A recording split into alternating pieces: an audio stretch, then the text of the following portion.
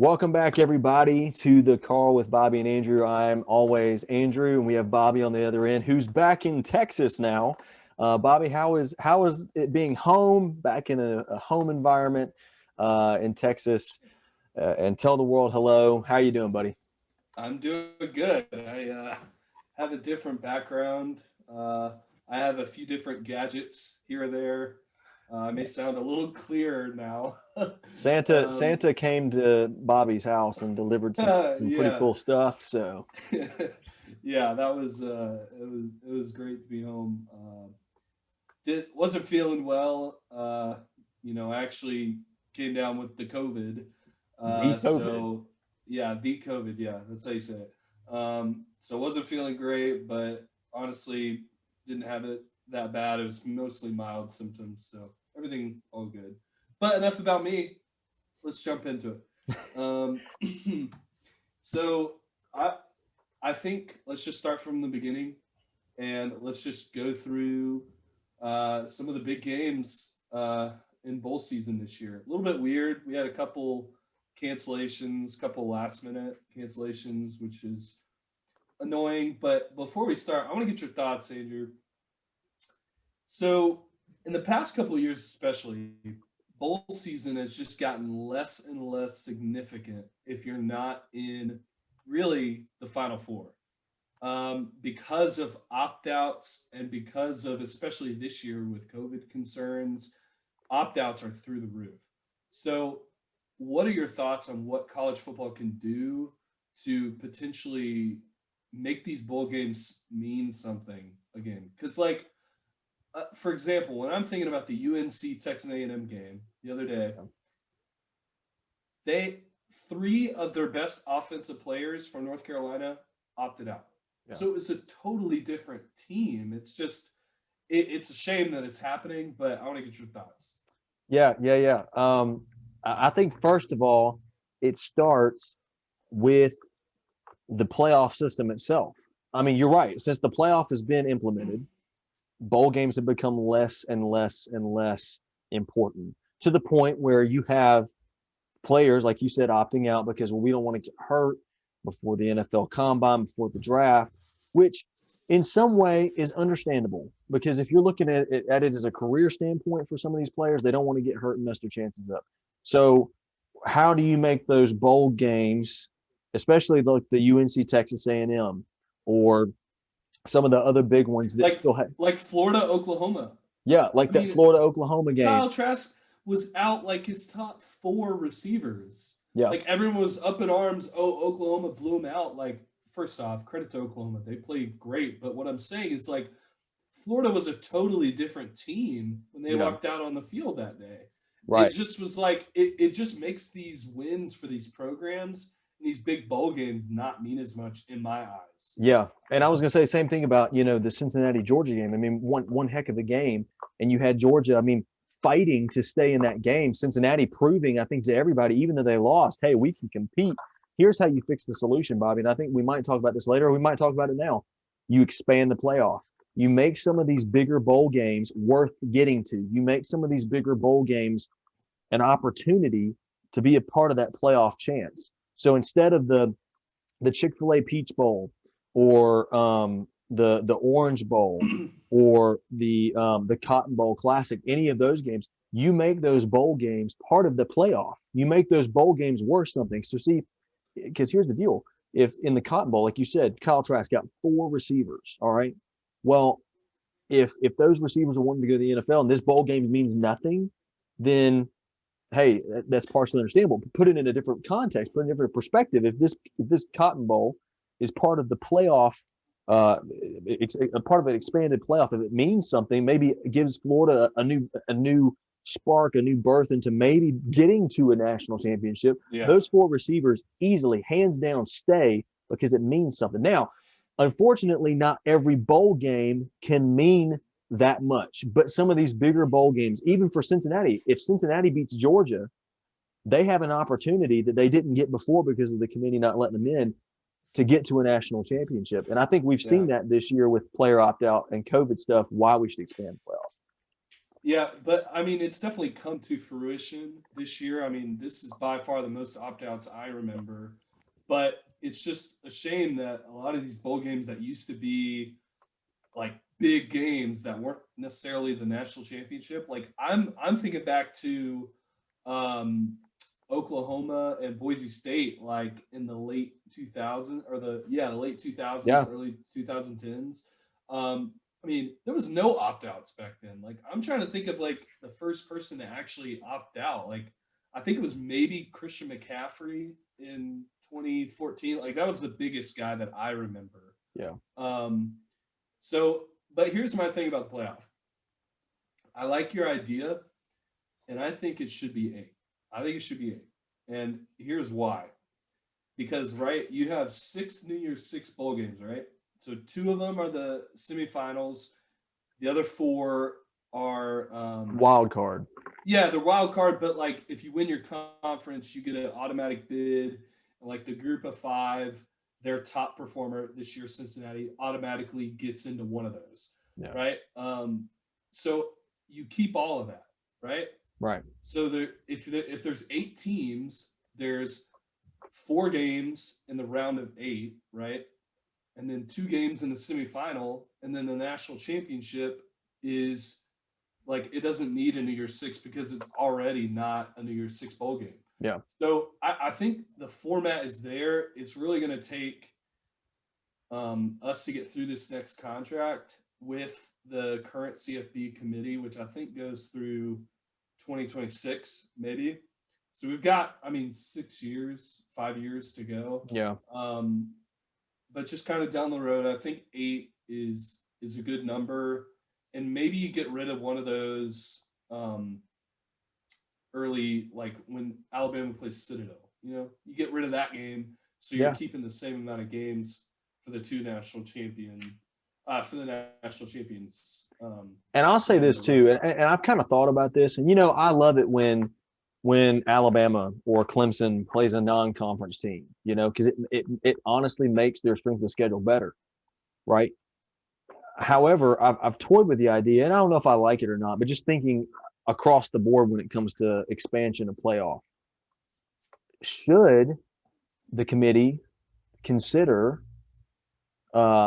each like we did this year, each conference only playing themselves regular season to battle it out for who's the best of the conference, and then when it comes to that playoff, that 18 playoff, then you're taking the best from each conference and putting them together and saying, okay, who's the best overall? Yeah, I understand there's pros and cons to that, but I that's just an idea. I like that idea. I do like the non-conference, and it also gives a chance for Cincinnati to be considered. So also under this 18 playoff, if you win your conference, you're automatically in. So Oregon with 2 losses this year, they would be in the playoff, which is a shame to say, but if we're gonna go by it, like if you win your conference, you're in, at least for the Power Five. And then what I would do is, and that's not determining seeding. That's just like you're in. Yeah. Like I still think the committee should pick the seeding of those 8 teams. So then you'd have the group of 5 champion, which this year could have been a little bit of an issue considering Cincinnati was undefeated, Coastal Carolina was undefeated up until their bowl game. So it was like, who do you pick in that situation? So it's like that could get dicey. And then you'd have 2 wild cards. So I think this year, who would that be, right? So that'd be Bama, Clemson, Oregon, Oklahoma, Ohio State, Cincinnati. And then who are the 2 wild cards? You're going to put in A&M and Notre Dame? I think you at that point, I think how you do that is you evaluate across the board in the conferences again, which would probably for the 2 wild cards. Right. And unfortunately, unless there was like a group of 5 team that just stunned everybody and was like, man, you can't not put them in. I think unfortunately it still falls back to, okay, you've got your Power 5. Who's better? And is it a Pac-12 team? Is it an ACC team? Is it an SEC team? And I think you honestly could have some legitimacy in basing that off of, okay, we've talked about it all year. For example, A&M, not necessarily proving themselves in every game until the very end. And I'll get to that when we talk about that game later. I'll get to that as well. I still think A&M won the game against North Carolina, but it took them a long time to get to the point where they won. Yeah. And so, then you look at those games. Well, do you put, an A&M in who's won, but is not looked super, super, super impressive? Or do you put in, a Coastal Carolina team who's proven themselves, right? Who's proven that they can win, and it all comes down to evaluation of schedule, evaluation of performance. Really, it's about performance. Yeah. I think one thing that these bowls have shown me is that maybe the ACC was a little overhyped this year. They didn't win a single bowl game. Um, that was shocking to see. Yeah. Um, And another idea I had, thinking about how these bowl games could bring yeah, significance. What if every team that made a bowl game, okay, let's just say a few SEC teams like Alabama, Auburn, LSU, Florida and A&M made the bowl games, right? Well, some conferences you have just one standing, one ranking. Then you have like the SEC with the East and West division. What if you go to a bowl game and you win? If you win that bowl game, then you automatically are put in the top of your division. Like not necessarily the top. So what I'm saying is like, okay, let's say if Alabama and Auburn and LSU, all three of them were in a bowl game. Let's say Alabama won a bowl game and LSU won a bowl game, but Auburn didn't, right? Well, automatically, no matter how recruiting goes, no matter who gets what or whatever, Alabama and LSU will be ranked above Auburn because of their win in the bowl game. That's an incentive. yeah. I see where you're going with that, but I think that's already put into play with the final rankings that come out and the preseason rankings for next year, because it takes into what the team did last year plus the recruiting. Yeah. Um, I I don't know. I mean, there's so many things that I think could be better, but in all honesty, I was just happy to have a season this year that Yeah. I could let all these things slide. Yeah. I just wanted to pick your brain a little bit. Um, but yeah, I mentioned the ACC going over. Uh, I think a close game, Miami, Oklahoma State. Miami, I mean, I've been saying this all year. Penalties are what kill this team.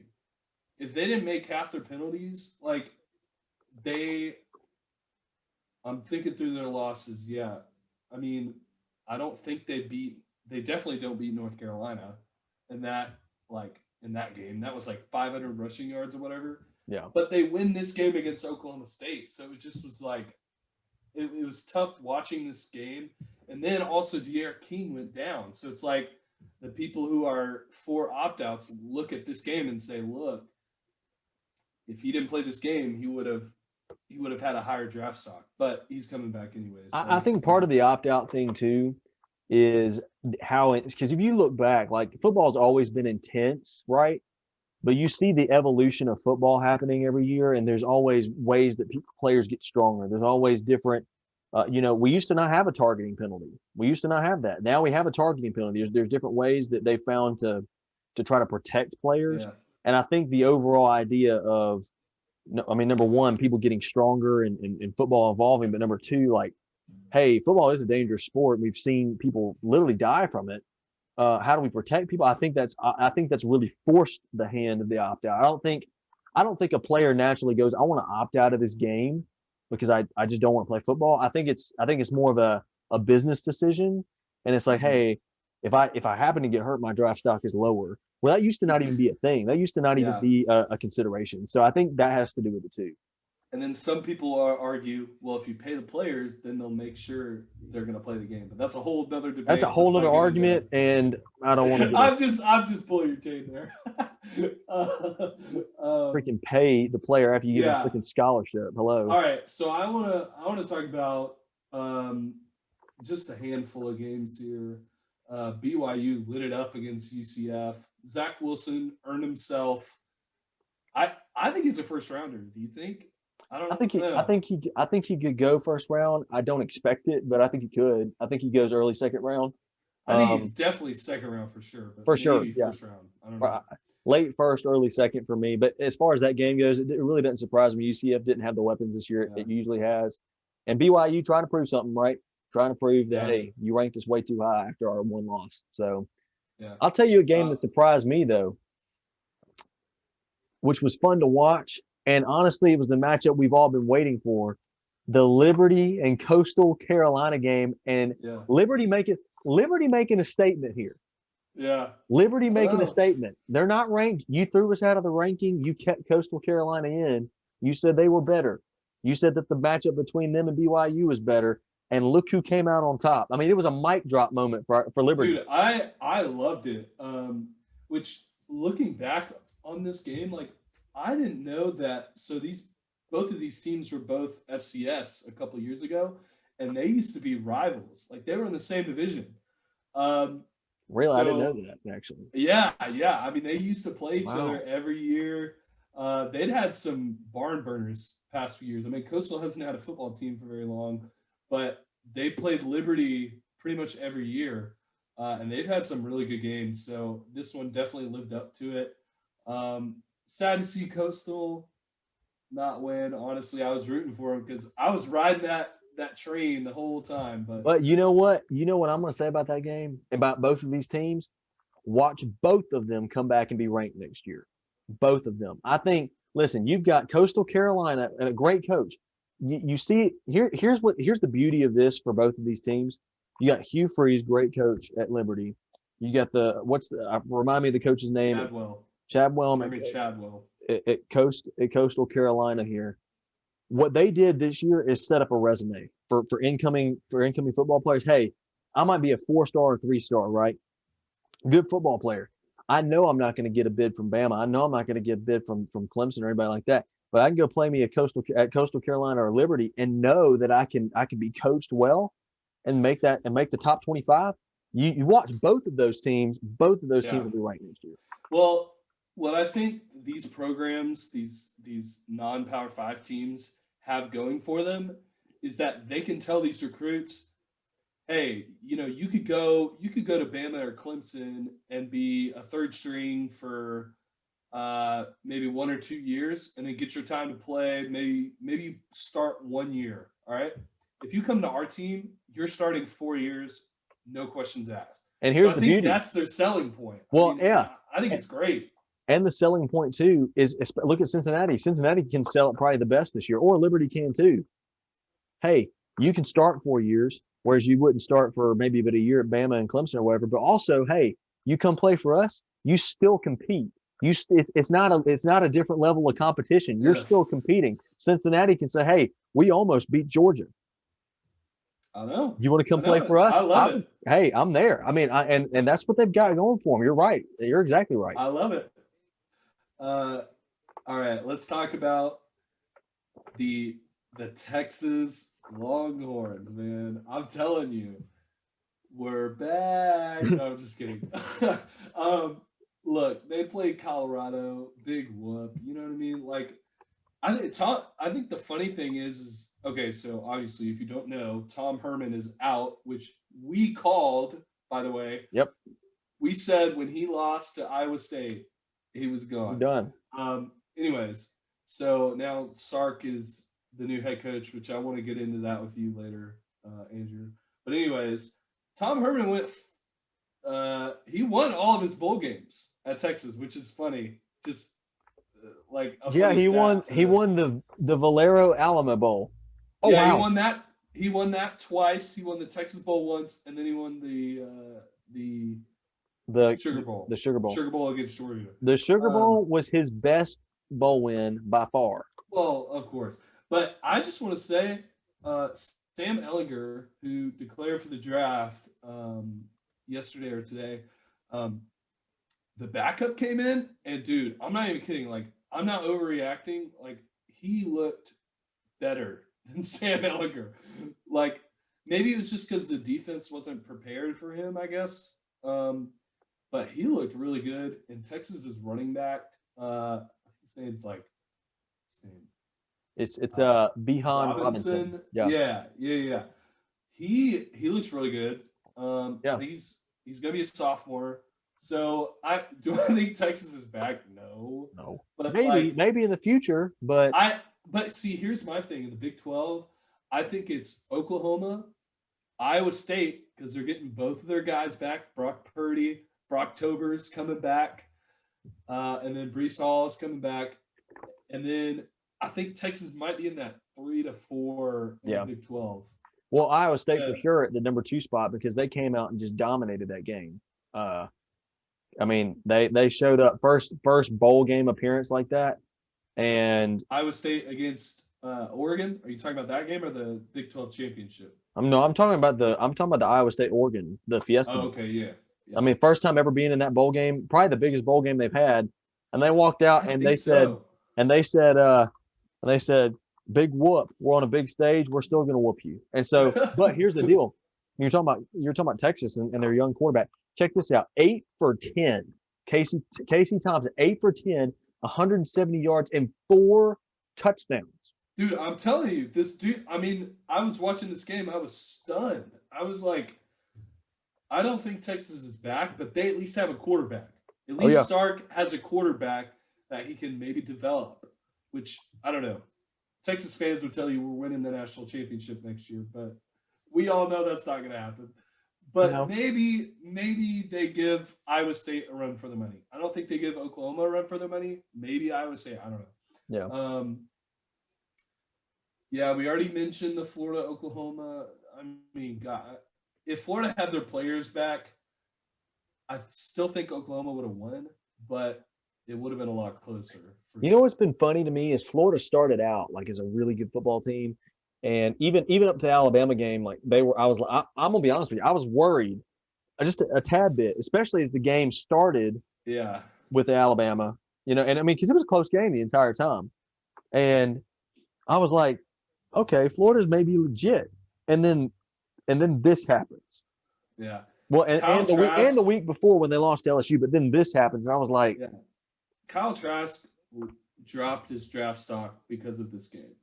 Oh, he's maybe still a first rounder, but he could have been top 15 pick maybe, but now he's like top 25, I think, because of this game.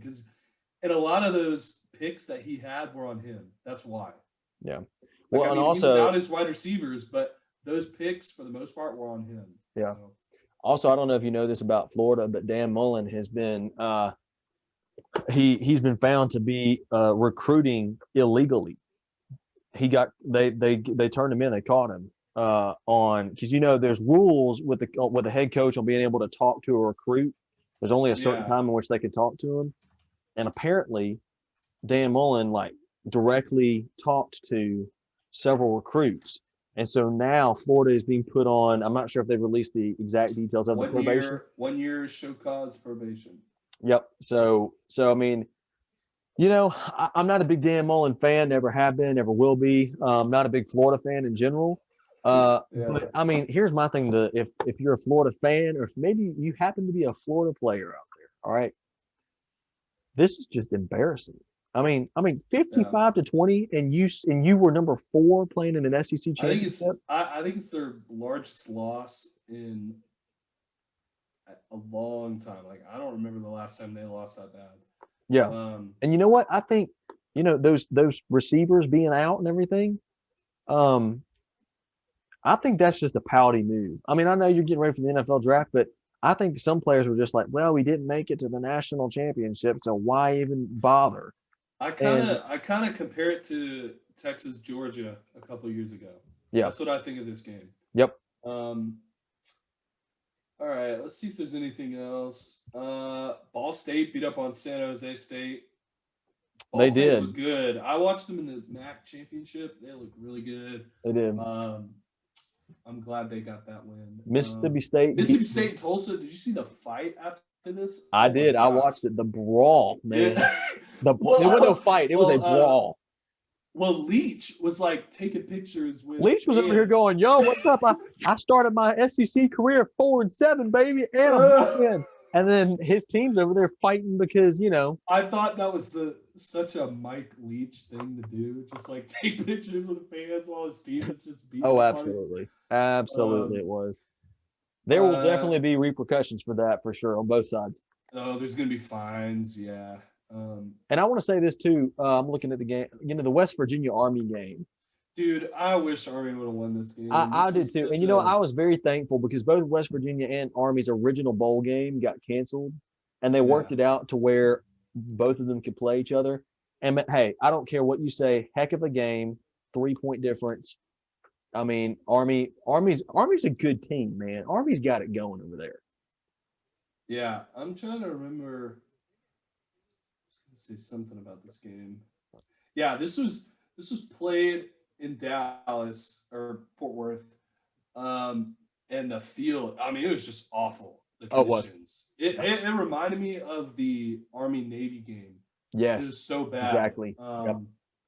So I think just a couple big plays made this game. But anyways, all right.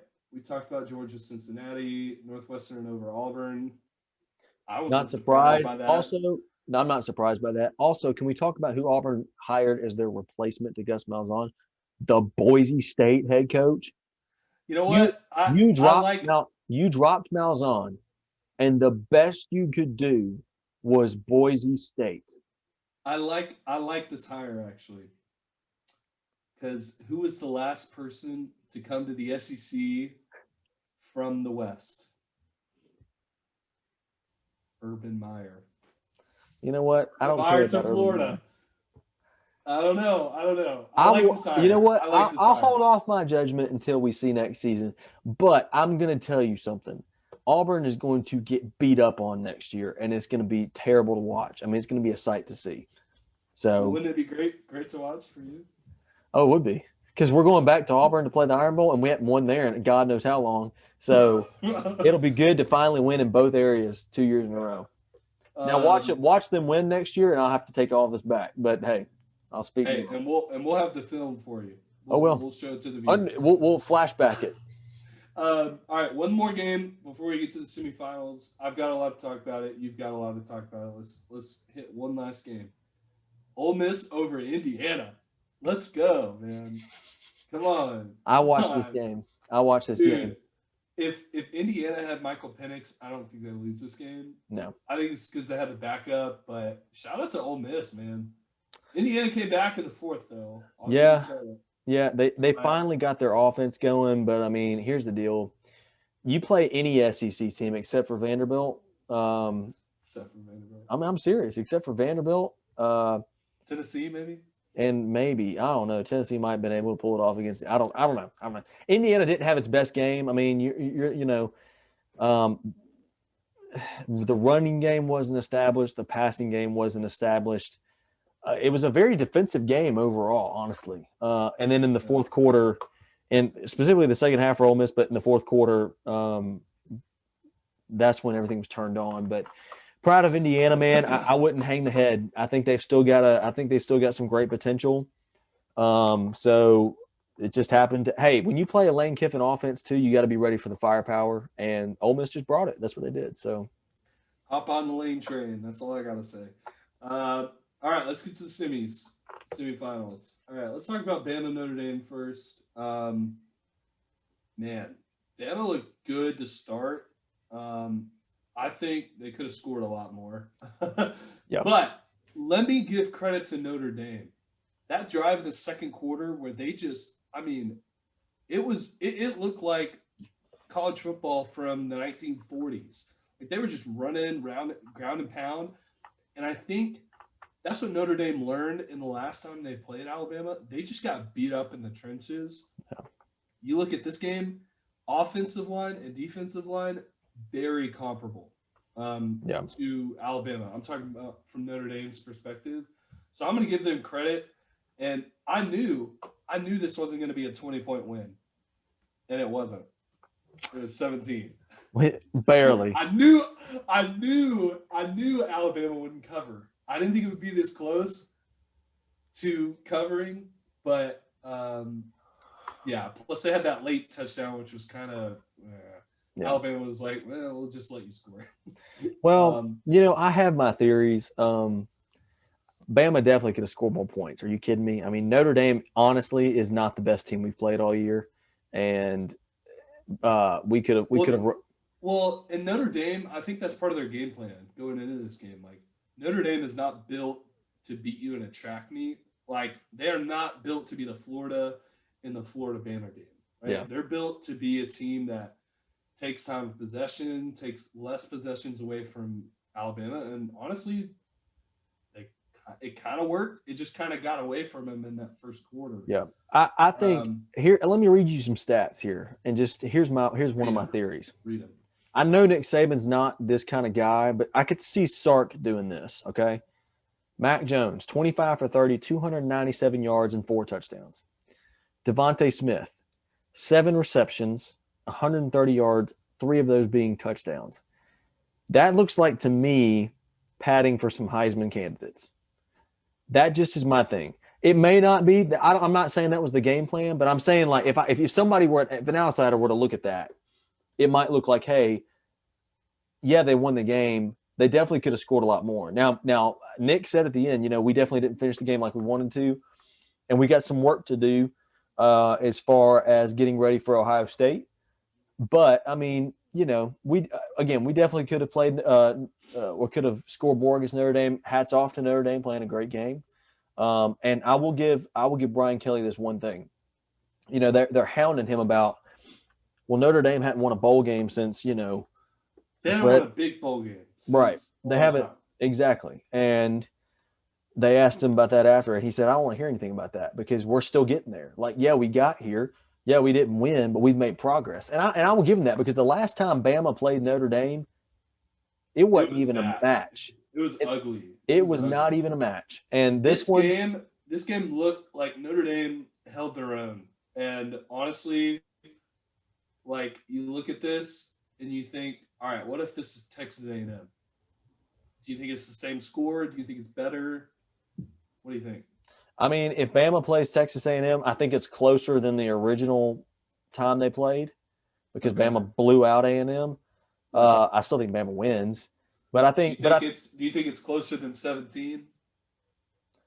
Probably not. I think we score a little bit more on A&M, but so that proves that Notre Dame is that good of a team. Yeah, but honestly, I think if Notre Dame wants to compete at this high level and potentially knock off a Bama, Ohio State, Clemson, whatever, they have the offensive line, the defensive line, they have the trenches. They just need a few more skill players. They have the running backs. They just need like 1 or 2 wide receivers that can like just run really fast and catch a deep ball. They had a bunch of tight ends playing wide receivers. So it's like you can't really do a high-powered offense with that. Right. Is there anything else you want to talk about that game? I think Bama proved once again they have a great high-powered offense. I mean, man, shout out to Najee Harris, completely clearing the dude. That was cool. I'll give him that. That was pretty cool. In the very, I'd like to see Najee get some more carries. He only had 15. Now those 15 went for 125, but no touchdowns. And to beat Ohio State, I will say this: when we get to that game, I'm gonna say some things about Ohio State that I'll have to take back from earlier. I'm also gonna say some things about Ohio State that I still very much mean. But I have to say this: to beat Ohio State, we're going to have to use all of our weapons. It's going to take every one of them. It's going to take Najee scoring, Devontae scoring. There was some talk about Waddle being back, and we'll talk more about that in a little bit. Maybe, maybe not. But we need all of our weapons here to beat Ohio State. So overall, great game with Notre Dame. Proud of the way that we perform. We'll get better, and we'll be ready to take on Ohio State. Yeah. I think the only thing that concerns me a little bit for Alabama is defensively being – kind of almost overpowered on that one drive. Like if Notre Dame has 2 or 3 more of those drives, it could be a totally different game. So maybe that's just credit to Notre Dame, and I think that's probably where we need to leave it because I don't think Ohio State has as good of an offensive and defensive line. So I don't know if that'll be the narrative the championship. But I will tell you what will drive the narrative, and then we'll move to Clemson, Ohio State, and we can talk about this here too because I know you'll want to touch on this. Alabama's secondary better be ready. They better have it on their P's and Q's because Ohio State tore Clemson's slap up when it came to long balls and getting open Yeah. downfield.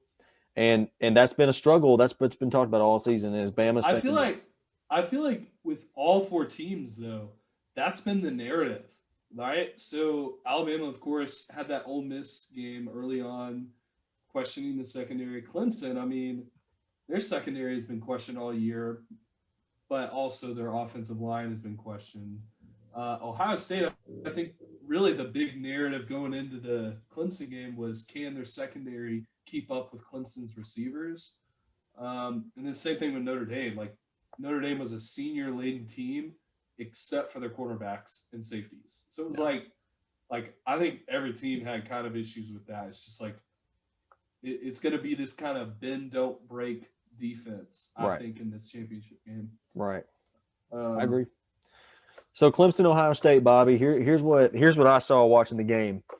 I saw Ohio State wanting to prove a point, and I think they did. But talk to me about what went wrong on the Clemson side of the football. I mean, it seemed like the defense wasn't there. It seemed like Trevor Lawrence couldn't get himself together as far as offensive goes.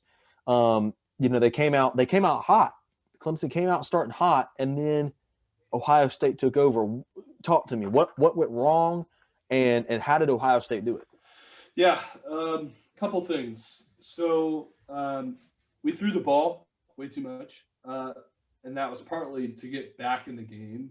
But even when it was tied, right, and we were up, like we just couldn't run the ball at all.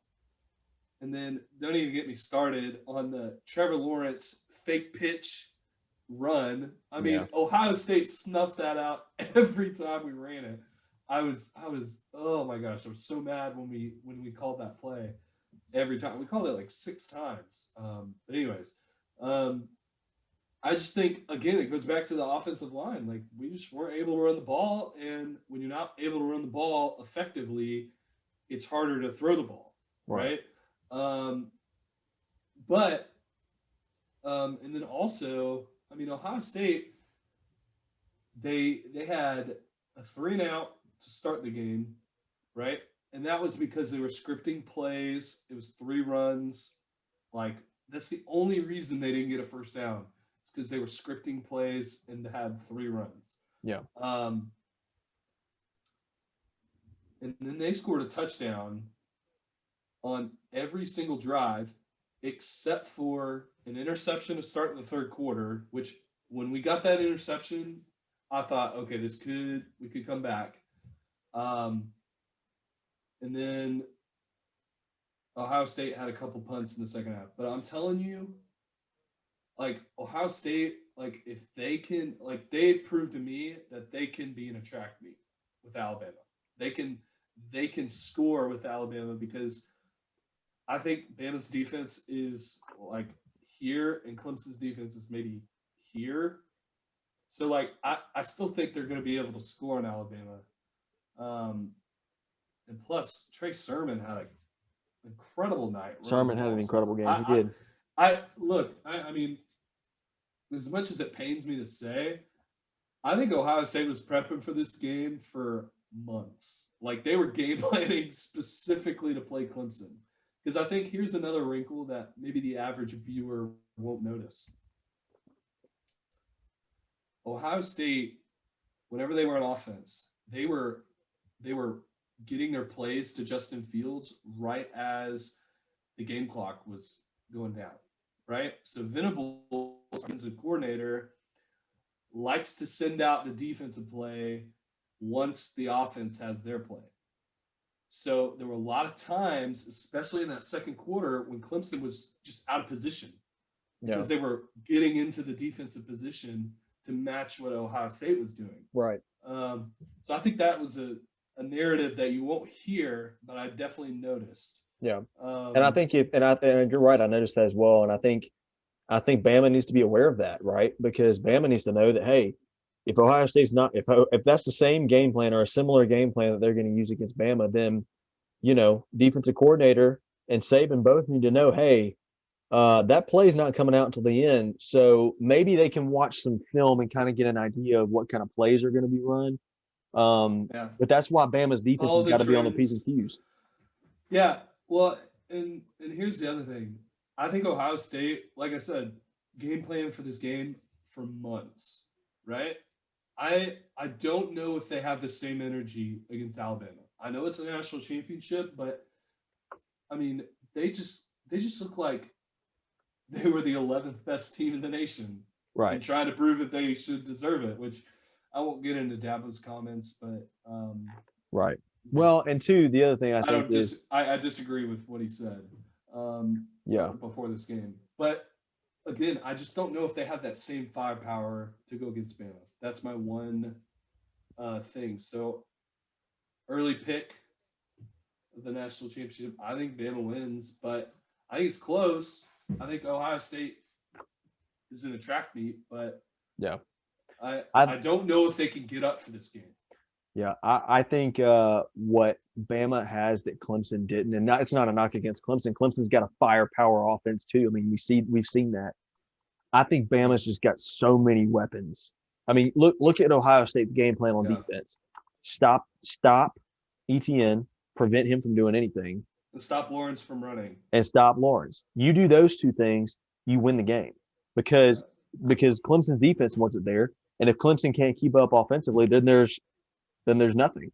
Whereas Bama, yeah, their defense might stumble, but look who you've got on the offensive end. You got Mac Jones, Najee Harris, Well, Mechie, and they Smith. can run the ball and they can do effective play action plays, and that's what makes them so dangerous. And that's the difference between Bama and Clemson in this national championship. Yeah. Clemson couldn't run the ball.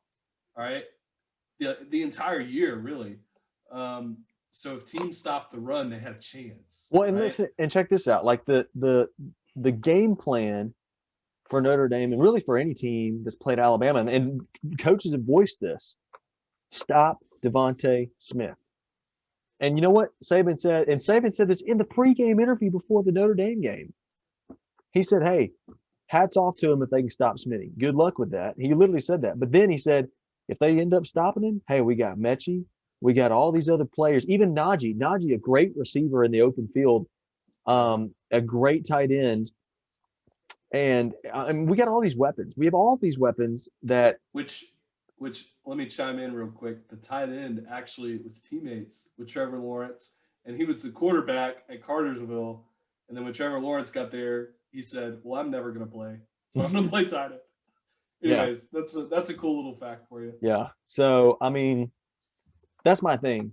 If your game plan if it's Ohio State, even though it's deceivingly luring to do this, don't put your focus on stopping Devontae Smith. You need to prevent him from doing things. But if that's where your focus is, you'll lose the game because you're not going to be worried about any of the other weapons. I think if Ohio State wants to win this game, they got to be able to stop the run because then that prevents Bama from effectively doing a play action. Yeah. So I think the key to the I game. think that's maybe the game plan. I think the key to that game though is the defensive line of Ohio State. If they can penetrate the offensive line of Alabama and get in the backfield to number one, prevent the run, and number two, get to Mac Jones. That will be the kryptonite for Bama.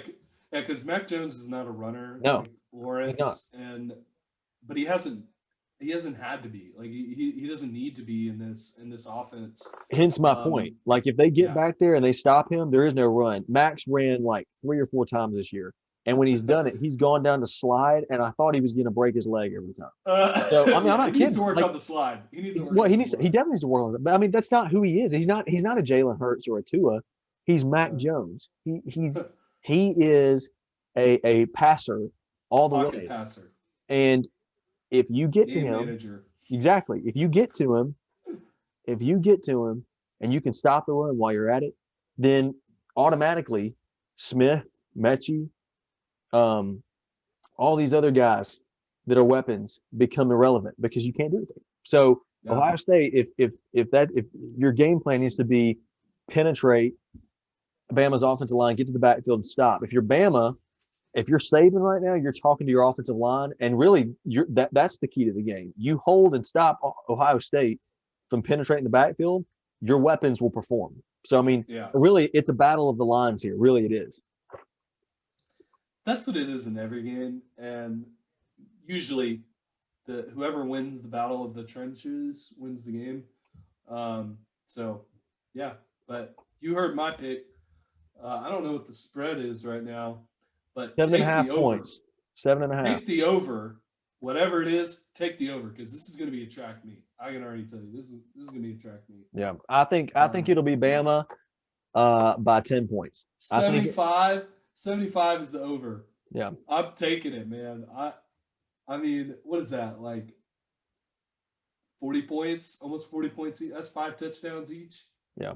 Take the over. I think it could go one of two ways. I think it could be a track meet, and you see maybe some of the highest points scored in a national championship game, or you see a defensive slugfest where, I don't think that happens. which I don't think it's going to, but it could. It could. Either way, my pick obviously is Bama because I hate Ohio State with everything in me. Do you think they cover? You think it's 8 points? You think? I think so. The spread is 7.5 right now, but Yeah.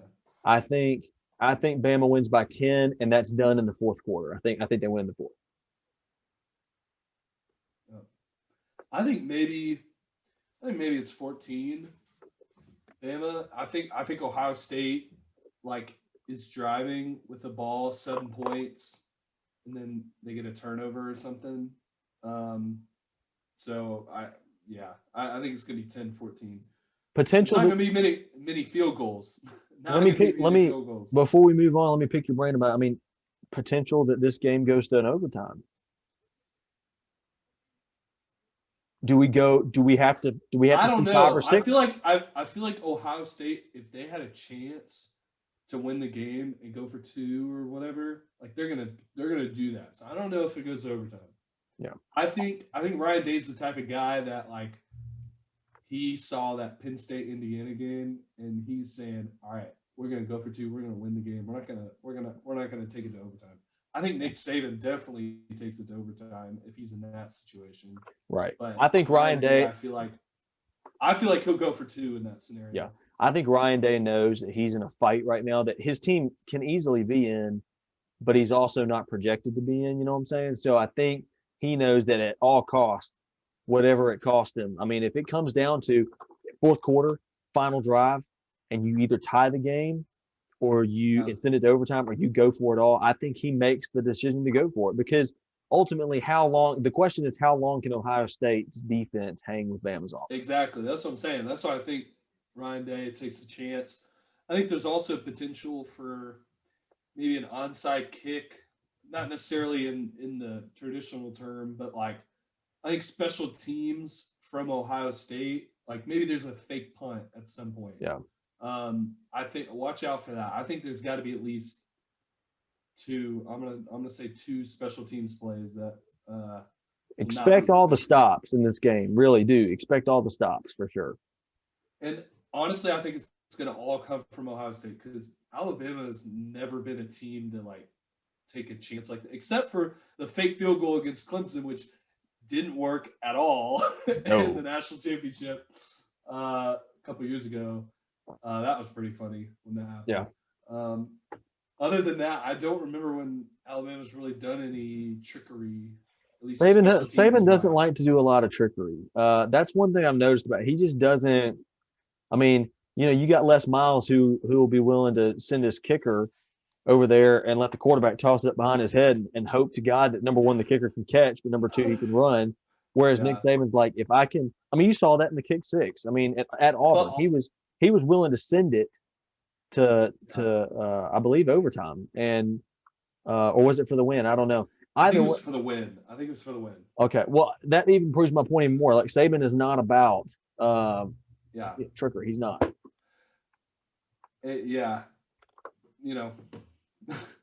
But again, how many times has Saban needed to have trickeration? Not many games. Never. Not many games. So he's never needed it. Maybe this is a situation he says he proves us wrong and does it. I don't know. I'd like it. I think it'd be fun to watch, but I'm sure you wouldn't because it keep you on your toes. No, because Bama has a process they use, and when they deviate from the process, it all goes to hell in a handbasket, essentially, is what happened. So, anyways, my pick, Bama by 10 points. I think it's a close game, but I think Bama takes over in the end. And it's gonna be fun to watch. Yeah. Well, we're going to take it to commercial, but when we get back, we're going to talk about the Heisman. We're going to talk about the Heisman and what happened tonight. Who won? If you don't know already, but we'll get back to you soon. All right, be right back. Welcome back, everybody, to the call. We are now going to talk about not just a Heisman winner, but a monumental Heisman winner, maybe, Bobby, if we could claim it as that. Yeah. I think it was fair to say that Devontae Smith will probably be at least Bama's most remembered Heisman winner, maybe, since it's been since 1991, since Yeah. a receiver. I mean, it's already hard enough for a running back to do it, and Bama's got two, but a receiver. Talk to me. Your thoughts on Devontae Smith? Yeah. No, I mean, I agree. I think he's definitely had a really good season, but it's just kind of funny that, like, going into the season, I mean, people knew who he was, but, like, the big hype on this receiving core for Alabama was Jalen Waddle. Yeah. You know what I mean? Like, Right. I mean, of course, Smith had that amazing game-winning catch his freshman year, and he's had some stuff come out where it's like, I don't want to be remembered by that, and I definitely respect that from him for saying. Absolutely. But I will say it's just kind of funny. Like, he wasn't even mentioned for the Heisman. I don't know if that's ever happened before. But look, I can't doubt he had a great season. I did find it a little interesting that 1, 2, 3, 4 was Smith, Lawrence, Jones, Trask. I did find that a little interesting. That tells me that maybe if Lawrence plays those two games, I don't know. Maybe he wins. I don't know if he still wins. Yeah. But I think there's two ways you look at it. I think number one, I mean, 3 of the top 5 Heisman placements were Bama people. So I think you look at, some people are going to say, and I mean, it's a decent valid point. I mean, you had people voting for Mac Jones. You had people voting for Devontae Smith. Obviously, Devontae was a runaway. And I think the other thing you got to remember too is prior to playoff performance, that's when the votes were counted. So and they were cast. Right. So it's not, some people may, for those of you who may not keep up with how that works, some of you might be saying, well, Lawrence had a terrible game against Ohio State. Well, true. At the same time, those votes for the Heisman were cast before. So I mean, Lawrence still having a great season. That's what I hate about the Heisman voting. Like, I wish it included the entire season. Like, I wish the award ceremony included the national championship, right, and the bowl games. Like, I don't know. I feel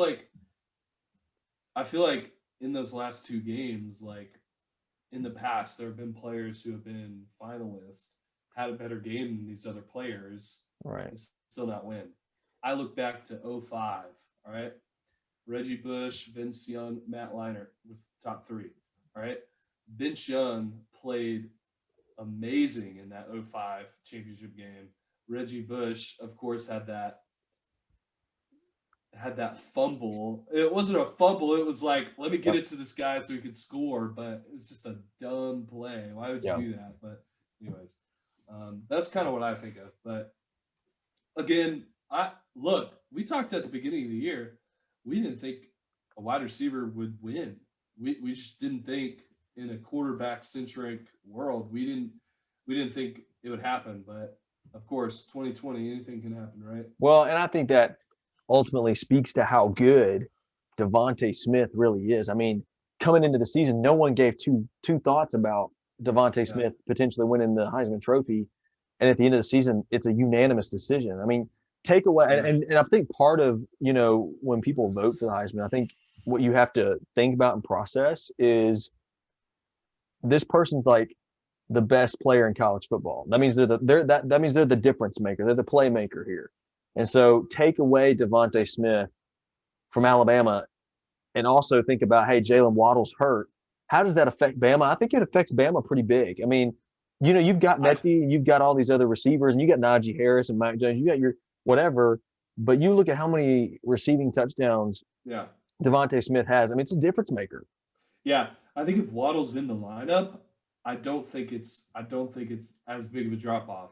Plus, he doesn't. I mean, he's not taking punt returns. He's not doing because Waddle's doing that, right? Yeah. So it's like, I don't know. It's just very interesting how this year played out for the Heisman and how somebody, honestly, I didn't even know about as a non-fan. I'm sure you probably knew about him, but he wasn't again high on your radar. Right. So I don't know. It's just really interesting, and it kind of begs the question: can another wide receiver do it again? What do you think? I mean, I think it's possible, and I was actually just listening before we recorded today. Devontae talk as he was receiving the award, and he said, there's no job too big. He was talking about how big he was. He's not that big of a guy compared to other receivers. Oh, yeah, he's very small too. He's like 170 or something. Yeah, very small, very skinny guy. You wouldn't picture him to be a Heisman winner or a great wide receiver. And he said, there's no job that's too big for anybody. You just got to put your mind to it. I think it speaks to Devontae's next man up mentality when Waddle went out. Everybody thought, how is that going to affect Bama? And Devontae Smith said, hey, I know you don't know much about me, but I promise you, I'm going to take the role. And I think that even speaks I think that's why his Heisman story will be so great, is because he was the underdog. He wasn't expected, and he stepped into that place and he said, hey, I know I'm the smallest guy. I know I'm 170. I know I don't look like a playmaker or a Heisman winner, but let me show you and everybody else out there that's wanting to, because when you think about Heisman, you think, oh, another quarterback's going to win, maybe a running back. But for all those wide receivers out there who are definitely playmakers, hey, you can do it. And it got proved tonight. So I think it speaks a lot. I think another wide receiver will do it again for sure. How long will it take? Maybe the same amount of time it took for this one to happen. Who knows? But it can happen. Yeah, I mean, it was almost 30 years. So, we'll see. I think it'll be at least another decade. Yeah. Before another wide receiver wins. Just because the game just doesn't lend itself. Yeah. I mean, as a Clemson fan, it kind of stinks because, here's the thing: is Smith going number 1? No. Is he going number 2? No. 3? No. 4? No. 5? No. He's gonna go top 10, but he's not in the top 5 in the draft, and that's just kind of what I don't know. As me as a homer for a Clemson fan, it's just we already know Lawrence is going to be the number 1 pick in the draft. Yeah. Since the thing about Lawrence for me is he's been the number 1 pick in the draft since freshman year. Yeah. Literally. He could have gone number 1 freshman year. All right, I'll give you sophomore year. I think Joe Burrow probably would have gone number 1 if Lawrence went out. Yeah. He would have gone number 2. Lawrence would have gone number 2. But definitely this year, he's going number 1. So it's it's just a little frustrating. Is you would think the best player in college football would go number 1. Yeah. But of course, in the NFL, it's totally different. But I think too, that's a maybe a stereotype, or maybe not even a stereotype, a cliche of the Heisman Trophy in the NFL draft. Whoever wins the Heisman is going to be the number 1 pick. And I think that got proven wrong this year. Hey, you can be the best player in college football and still not go number 1. I think whoever nabs Devontae Smith in the draft is definitely gonna have an increase in stock for sure. Because I mean, hey, that dude, you could throw a ball a mile in the air and that dude will come up with it. It's crazy. So, congrats to Devontae Smith. Congrats to Alabama. Three Heisman winners. I remember watching the 2009 Heisman Trophy presentation when Mark Ingram won, and Bama had not won any. And since then, we've won 2 more. And so, congrats to Bama. Yeah. Congrats to Devontae Smith. And congrats to all those guys who were finalists. All great players. So here's what I want to show you. I want to talk about this real quick. Last two Heisman winners, number one pick. Lamar Jackson was the last pick in the first round. Derrick Wow. Henry was at the end of the second round, or middle of the second round. And yeah, and then Mariota was number 2. Winston was number 1. Manziel was 22. Manziel doesn't count. Manziel does not count. He can't even stay in the Canadian Football League. And then Mark Ingram, 28. Sam Bradford, 1. So it's like, I guess it's not assumed that they'll go number 1, but I don't know. Well, I guess it all depends on too, like the needs of a team in the NFL. Yeah. Who do you need? So, anyways, well, that's it for college football for now. We'll get back next week and recap the Natty. And kind of to it. Recap the season too. I don't know. Yeah, kind of sum it all up. What happened this year? What could be better? And maybe do like the top 10 moments or the top 10 games of the year and kind of revisit. We'll come up with something to do. But enough for football. Enough of football. Get that out of here. Let's talk about Duke basketball. It doesn't exist. Basketball season. It's basketball season. All right, I'm gonna start this segment off like I did in the football. Longhorn Nation.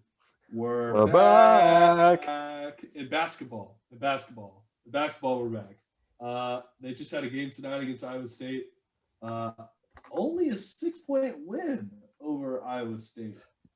2-6. That kind of surprised me after they whooped up on Kansas. But I already know you think Kansas is down in the gutter. So who is that? Who's Kansas? Who's Kansas? Yeah. Also, just briefly, can we talk about the Clemson Tigers basketball? 9-1. 9-1. 74-70 over NC State. Well, at least those Tigers were rolling because this is breaking news. Breaking news. Missouri lost to Mississippi State.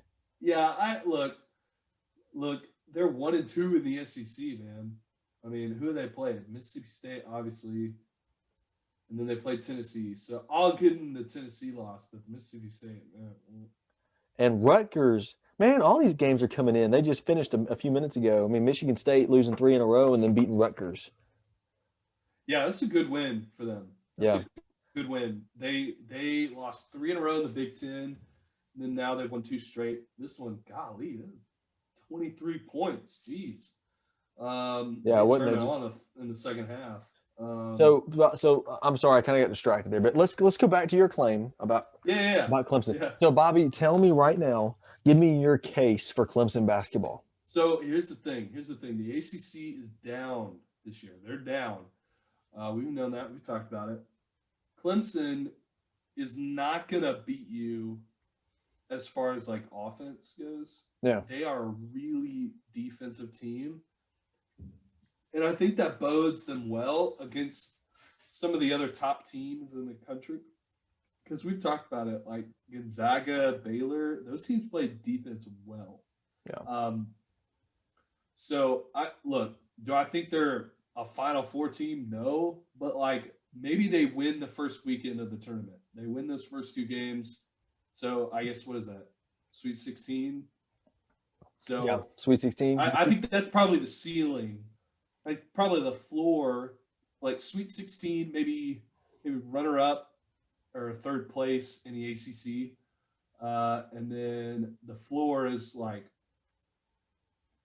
guess 5th or 6th place in the ACC and maybe a first round exit. So sure. How many games do you think Clemson's going to lose this year? I mean, they're 9-1. They've only lost 1 game in the ACC. Or just overall. In season. Yeah. So they've got a couple more ACC games. They play Virginia. They play UNC twice. UNC's down. They play FSU, which they beat FSU by 10, and that was my pick for the ACC winner this year. Yeah. I say they lose probably 4 games out of Okay. these, 4 or 5. I don't know. Well, That might be a little high considering Clemson basketball has not been relevant for a while. But I don't know. They look good every time I watch them. They had a close game tonight and they came together. They're a really senior team. It's in actually overtime, yeah. interesting watching them play. They play with rotations. So, like, of course, you can sub when you play basketball, right? So, Right. but they don't sub one player. They sub out 5 players at a time. Yeah. So like each squad plays like 6 to 7 minutes, and then they just it's like an ice hockey switch. It's Yeah. so cool to watch. Like I don't think any other team does it, but they're just so deep this Which year. is definitely an interesting strategy, you know. Yeah, and I think again, it's going to help them later on in the tourney, and which also let's talk about the tournament. It's all going to be in Indiana this year. It's a bubble type situation. I mean, I look to be honest with you, I'm okay with that for the future. I mean, I don't need to see go to all the different arenas. I mean, obviously you would want to rotate the states, but like, I'm all for it being in one place, being all together. You reduce the travel for the players, I but I just think it's think, a great solution for yeah, this year the only specifically. thing is it's just going to slow the games up, a little bit. Everybody having, They have a few sites though. I mean, a few courts, but I mean, you know But what I'm they're saying? gonna play at like 8 or 9 locations. So Yeah. So, I mean, hey, I'm all for it. I mean, I think it'll definitely be, a solution that we probably should look into more, like you said, yeah, um, I mean for I'm sure. okay with it. Let's see. So they have 6 locations, I guess. Okay, that's a little less than I thought, but and they're all pretty much in Indianapolis, except for um, 2. Yeah. So It'll be interesting to watch. it'll be definitely different. I mean, obviously you're not gonna have the fans there and all that. Yeah. But I like this from a player safety and trying to maximize the amount of games we can Yeah. play and reduce cancellations. I like this. I Well, like and this kind of NBA bubble type. exactly. It's a bubble. It's a bubble format. Even though you're not playing at the same spot, it's a bubble. Yeah, It's a bubble format. So yeah, I think the committee did a really good job there as far as figuring out how to make a comparable solution. So yeah. I don't agree with everything the NCAA does, but I thought they got it right on this. I thought yeah, this was a good solution. Let's talk about some other games. yeah. I want to go back to You Saturday. want to talk about the SEC a little bit and talk about your the Bama. Well, I didn't even know they could do it. Tell me about well, here's the deal. I guess Nick Saban went over and talked to the basketball team beforehand or something because I didn't know they could do it either. To be honest with you, it. it's Oh, more. that's amazing. Here's the deal. It's bad when you're a Duke fan and you're more excited about Alabama basketball right now. I'm slamming Duke. Like Coach K, you get your act together, man. I mean, come on. But let's talk about it. Yeah. Bama beat Tennessee and not just beat them. I mean, it was a very convincing win. Um, but outscored Tennessee in both quarters. And I told you, give Bama some time. Usually, what happens with Bama is they'll bring a new coach in, they'll have a couple average seasons, then they'll have this one year where it's like, oh my gosh, you mean we can actually go to the tournament this year? And then after that, it goes back downhill. Well, this is Yeah. the second year that Bama has had not only this coach but these great players and this great recruiting class, and you're seeing that they're 7-3, 2-0 in the SEC for the first time, and I don't know if that's Ever. ever happened. Probably ever. I don't know if that's ever happened, and then you put them up against the Tennessee team, who, can I remind you, went to the tournament 2 years ago, was very good, still has a very good coach, very good team, and they went now. Wait a minute, it wasn't at Coleman. Now it wasn't at Coleman Coliseum in Tuscaloosa. It was at Tennessee, and what it They were shows smoking me, those cigars tonight. well, oh yeah. And what I see with this is that I see Bama finally doing something we haven't seen them do before, and they're actually progressing in their talent in basketball. Because again, like I said, I mean, you saw when Avery Johnson was there, you had these few years where it was like, okay, give him some time. Then he had this great year. That's because Colin Sexton was there. What happens when you take Colin Sexton away? Oh, you had a terrible season. Well, Yeah. now you've got John Petty Jr. And he had 17.6 rebounds, 2 assists. Great athlete. But here's the deal: like, Bama, this is again second year with a new head coach, and I mean, I'm all about it, man. Great game, great defense, great offense. I think Bama's got a bright future, especially now that Missouri has let me down. Maybe Bama will step in and potentially be a team to reckon with in the SEC. Who knows? Yeah. And you got to look at it like Kentucky's down, although they're 2-0 in ACC play. Interesting. Yeah. I mean, here's my deal with Kentucky, right? I think Missouri might have been a fluke. Their loss here, because Arkansas is 9-1. All right, 1-1 in the SEC, and Missouri blew them from here to Kingdom Come, 81-68. All right, so and then you got Kentucky, who I don't know if Kentucky forgot like what time of year it is, or if they got too focused in, hey, we've got a decent football team. I don't know what's going on, but Calipari's got to stop getting ejected and actually stay on the bench long enough to coach. But so Kentucky's down, Auburn's down, and so now you see Missouri kind of surge. You see Bama surging. Even I'll throw Arkansas in there. Arkansas's playing some decent basketball. You see some other teams starting to come up, and that's what I want to see from the SEC. I want to be able to see these teams compete with Kentucky and Auburn, specifically Kentucky, because you look at basketball in the SEC, and what do you think? Kentucky. It's not several teams. You think Kentucky, and lately, I guess you could think. I guess you could think Auburn in the last few years. Tennessee, maybe. Yeah, but usually it's Kentucky, and I'm excited to see Missouri and Arkansas and Bama. And I guess Florida's always kind of been that team that is either really decent or not. But I want to see the SEC take a step, and hopefully they're doing that this year. We'll find out. Yeah, we sure will. But Bobby, I want to ask you a question before I get on my rant about the Jayhawks. Texas, and I mean, it wasn't just a win; it was a beating. I mean, it was. I'm telling you. And they went. Guess what? Their one loss, 4 points to Villanova. Villanova is like one of the elite teams in college basketball. So it's still early, and things can still happen. But I mean, I like Texas down the road. Who knows? Maybe they. I mean, obviously they beat Kansas earlier, so maybe they give them a run for their money in the Big 12. But I also still like West Virginia. Well, I was going to get there. And guess what? They play each other on January 9th. So watch for that game. Watch the game at West Virginia. So let's talk about the Big 12 here, because I think Kansas has got some competition. Here, look, I'm going to say it. Kansas does not deserve to be ranked where they are. Period.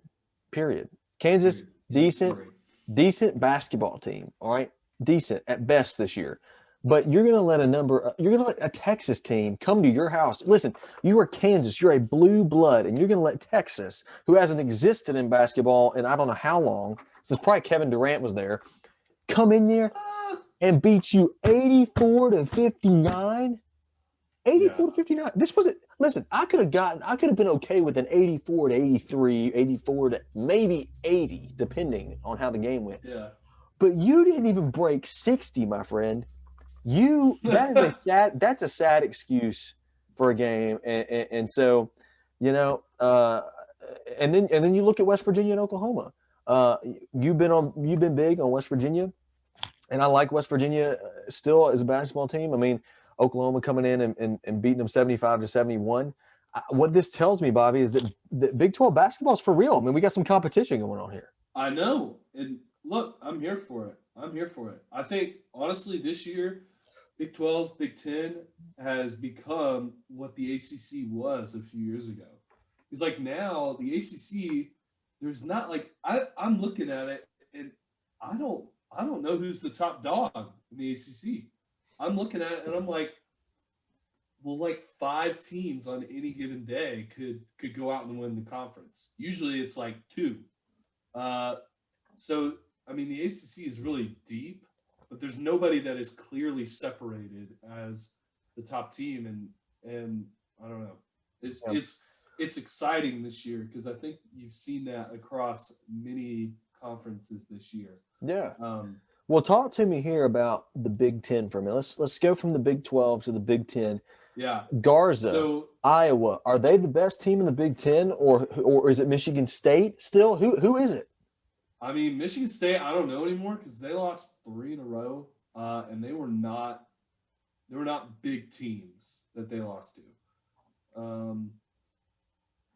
So Michigan, there's always undefeated though. there's Wow. always the Fighting Illini. We love the fighting Illini here, don't we? We love the Fighting Illini. No, I mean you look Look, at I'm gonna say here's my top 3 for the Big Ten. All right, you ready for this? I'm gonna go Iowa, number 1. Then I'll look at one thing.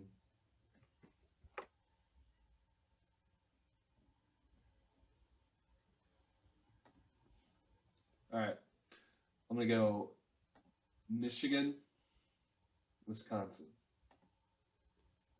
Those are my top 3. Iowa, Michigan. Michigan, Wisconsin. Close 4th, Illini. So yeah. I'm gonna look. I'm looking here to see if I can get to the Big Ten conference real Wait, quick. you know what? Let me put Nebraska up there at number 1. For Nebraska, they hire a new football coach and they still suck, and then they can't even get together in basketball. Here's the deal.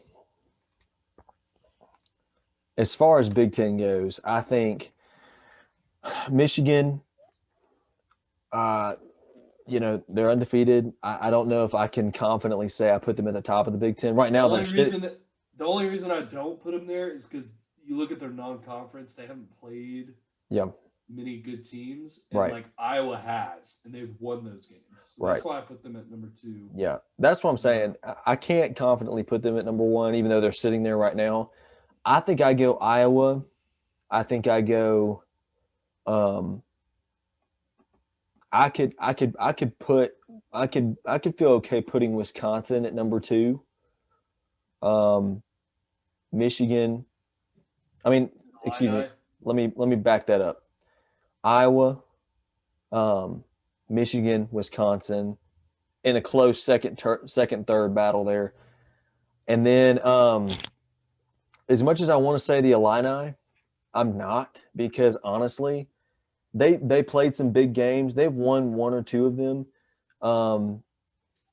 but then they lost some games they shouldn't have, and so I'm more inclined to put maybe like Minnesota, or even I'm not going to put Rutgers there. I might put Northwestern as a number 4. Who knows? Right now, this goes to tell you how good basketball is right now. There's a lot of competitors within the Big 12, Big 10, Big East. I mean, these conferences are coming to play.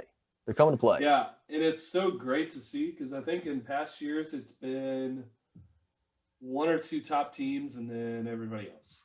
And this year, I'm just not seeing that across the board. I mean, outside of Gonzaga, which, I mean, their conference is crap, there's not really a team that's like, oh, okay, I can definitively say you're going to win the conference. I can't say that with anybody. I don't know if you can, besides Gonzaga. I mean, I don't see anybody else just running away with it. Maybe a team that you've probably never heard of, Drake. So Drake. Bobby is on this kick with Drake, and I've heard of the team Drake. So Bobby, I want you to tell the fans out there what's so special about this Drake team. Look, I got to be honest with you. I had not heard about them until a few days ago. And then they're suddenly the best team in the nation. No, they're not the best team in the nation. But hey, you're undefeated, so I'm gonna give you a little credit there, Drake Bulldogs. So we'll see. I mean, look, they play. They're in the same conference as Loyola Chicago. Of course, they had that big run a couple of years ago. They got Northern Iowa, which has always been kind of a sleeper team in the tournament in previous years. Yep. Of course, Larry Bird's old school Indiana State. Indiana State. So I don't know. We'll see. They play Loyola Chicago soon. And the way they're doing it, they're doing like back-to-back same opponent games. So let's see if they sweep Loyola Chicago there. I don't know. Yep. Look, I'm all for the small schools, and Drake is just the flavor of the month, to be honest with you. The flavor of the month. No, that's why I love basketball, college basketball, is because you can be from a know-nothing conference and make the tournament and make a statement, Unlike football where, there's an established hierarchy in the Power Five, and if you're any other conference, well, you either have a such a standout year that they can't be denied, or you just might as well sweep them under the rug and forget about them. So thankful that the NCAA tournament, March Madness, and college basketball in general, they allow all conferences to play a part. And and who's not playing a part right now, Bobby? Who doesn't want to play at all right now? Duke. I got some things to say about Duke a minute. Duke don't want to play basketball. They don't. They've canceled several games now. Andrew, you would say, Andrew, they've canceled I'll look at this while I continue my rant, but they've canceled small schools like they don't matter. Well, you know what? Everybody else is out here playing basketball. They're getting better. And what are we doing? We're sitting there sulking over the fact that we didn't start 5-0 like we were like we have the past I don't know how many years. And Coach K says we should stop playing basketball because of COVID, aka I haven't lost this many games in the beginning of a season since I don't know when. Games like Elon and like Charleston Southern, Gardner Webb, Pittsburgh, and then you start getting into ACC play at 18 FSU. I mean, what we could have. I think honestly, if we could have played the Pittsburgh game, we could have played the Florida State game at least. We could have kind of gained some momentum back if we won, of course. But no, we're going to postpone the game. Yeah. Well, I don't. I'm just. It's going to hurt him. It's going to hurt him. It definitely will, because we're not going to have as many games to play, and then you're gonna. Yeah. It's going to come time to rank the ACC and do the whole deal, and even in the tournament, you're not going to have as much experience. I mean, you got Drake. I'll use Drake. You've got Drake out there who's 13-0, people. And you've got Duke, a blue blood, sitting on their butts pouting because they weren't as good, and they're blaming it on COVID. Let me tell you something. I'm thankful and proud. I'm going to give a big roll tide to head coach over at Alabama. I don't even know his name because I don't care that much about Alabama basketball. But dadgummit, sir, I appreciate you. And I'm going to tell you why, because you called out Coach K. And listen, Bobby knows this, I'm such a big Duke fan that this is abnormal for me to be criticizing Duke. But Bobby, I'm going to tell you this. Not only does Duke not make the Final Four, they don't make the Elite Eight. They don't make the Sweet 16. They get eliminated in the first round this year if they don't start playing ball. Wow. Hot take. You're on the call. Well, that was your that was the call of the year. Weekly Duke rant, as we like to call that special. I've got another team for you, Andrew. Belmont. 10-1. Guess what their one loss is? Who? Samford University. Samford. Our school gives Belmont the only loss they have this year. 2 words, Bobby. 2 words. Bucky ball. I Bucky knew that ball. was coming. I knew that was coming. Listen, here's the deal. Here's the deal. Sanford's got a long way to go. A long way to go as far as being good at basketball. But we're 5-4, fourth in the Southern Conference right now. Let's look back at some of their games. They beat Belmont 96-83. All right. And then we somehow managed, after we set the record for number of points or whatever it was, to lose to Alabama A&M. I don't know if that was like a charity move. I don't know.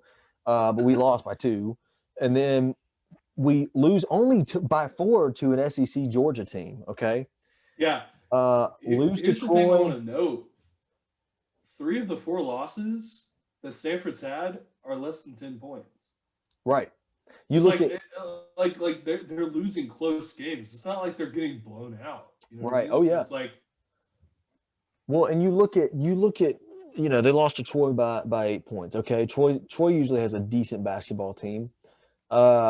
They lost to Wofford, who, might I remind you, gave Kentucky a run for the money in the tournament 2 years ago. Wofford's legit. They're a good And team. so here's what I'm really excited about looking at Sanford.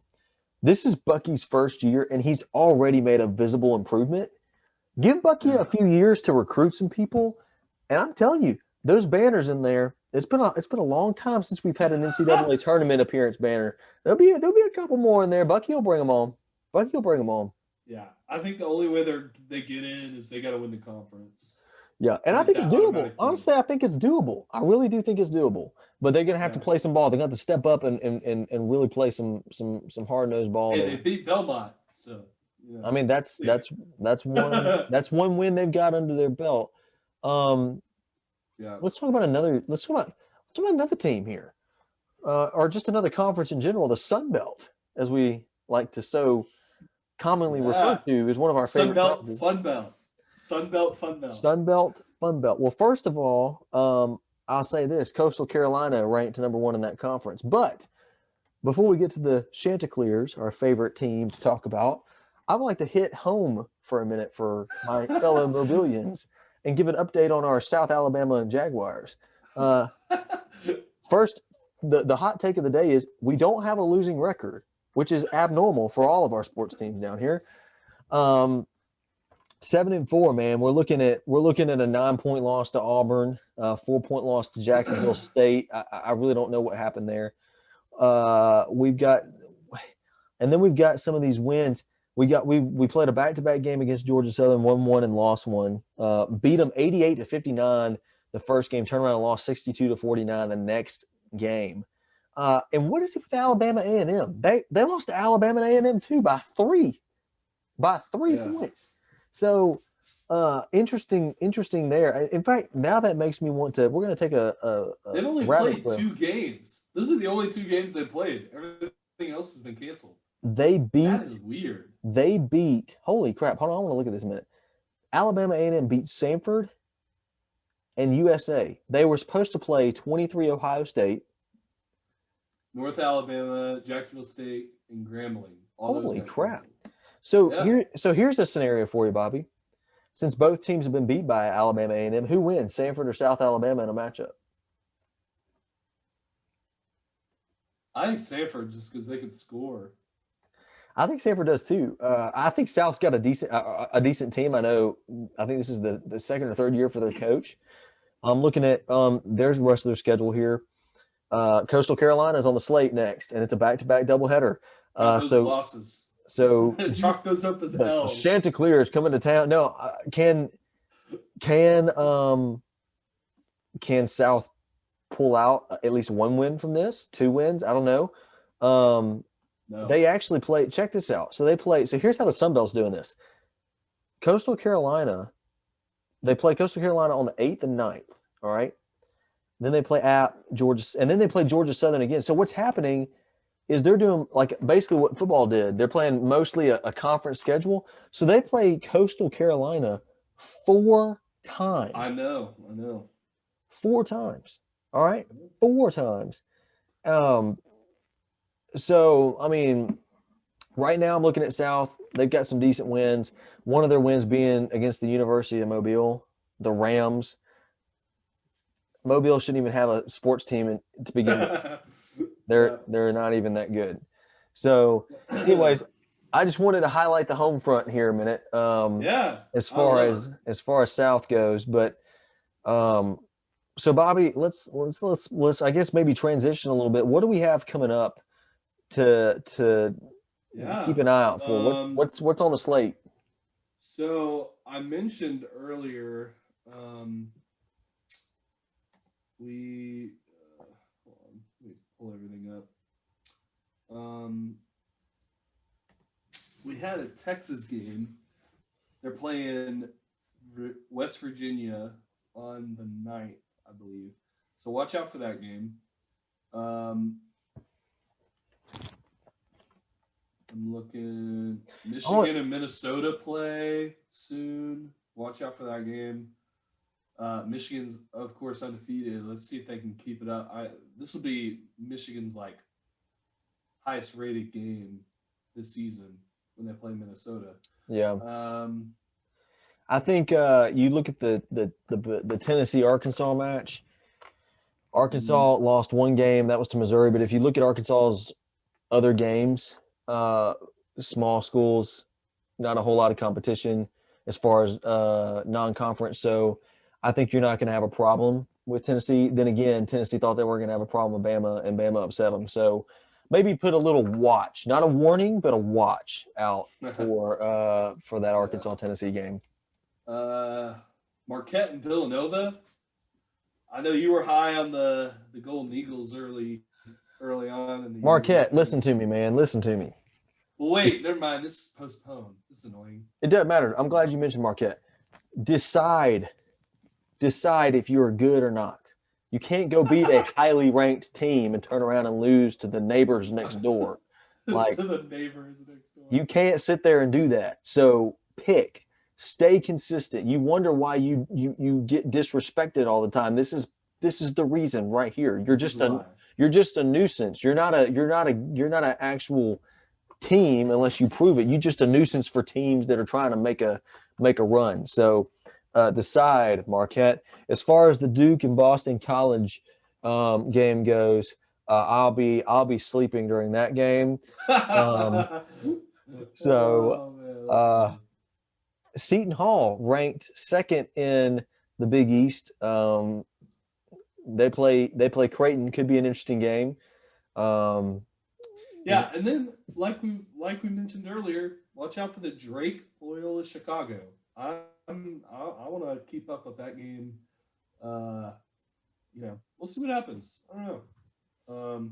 So we've got a few games coming, not a whole lot, I'd say, this week. As far as I like got one big game for you. marquee. I got one game for you. I'm All right. gonna I'm gonna make a very bold claim right here. I'm looking at a team, Bobby. I'm looking at a team that can make a difference, that could shake the world as we know it. They're 9-2. They're second in their conference. And they got a big challenge coming up. I'm looking at the BYU Cougars. They have played a bunch of not a bunch, but some schools, okay? But they have beat Utah. They have beat San Diego State, who is ranked 18. They beat St. John's, who is usually typically a very good team. Their only loss is coming to USC, who's very inconsistent in basketball, and Boise State, which probably was just a fluke.